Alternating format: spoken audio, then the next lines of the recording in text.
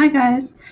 So my kids are actually sick, so I figured it might be difficult for me to get a quiet moment to do a presentation. So I'm recording it here for your viewing pleasure. My project was on the amygdala security guard.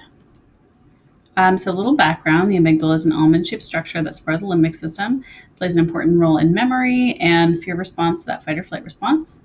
It's the security guard in our brain, so it allows us to respond quickly to potential danger. And this little graphic kind of illustrates that. So you have a couple different pathways you can go when you get a stimulus. You can go processing it all the way through the sensory cortex, prefrontal cortex, or you can go straight to the amygdala and run right to that kind of fight or flight emotional response. So that's important just because if you're going directly to the amygdala and shunting to the fear response, you might not be processing all of that information comprehensively, right? And then reductions in stress, like through mindfulness, have been shown to decrease the gray matter of the amygdala. So skill building. So I talked about the amygdala being a security guard. So what's a security guard do, right? Well, they watch for danger and they press that panic button if they find it.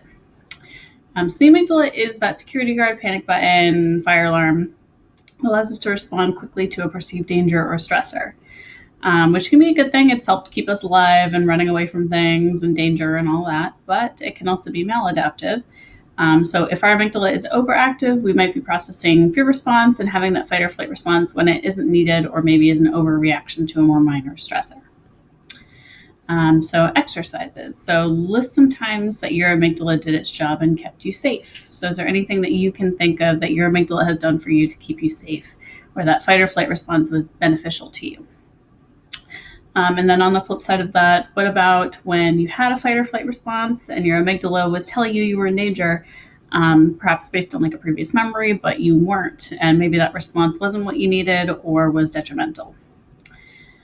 So there are some ways that we can calm an overactive amygdala. Breathing exercise is one of those, and that is just breathing in through your nose for 1, 2, 3, 4, and then exhaling through your mouth, 1, 2, 3, 4. So that exhale actually activates your parasympathetic nervous system to kind of reduce and tamp down that fight or flight response that you're having.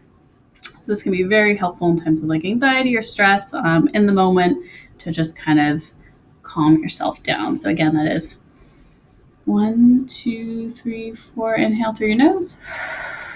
1, 2, 3, 4. Exhale through your mouth. And if you want to extend that breathing exercise, you can kind of couple it with some meditation. So while you're doing that breathing, thinking about how does your breath feel when it enters through your nose, into your lungs, and out through your mouth.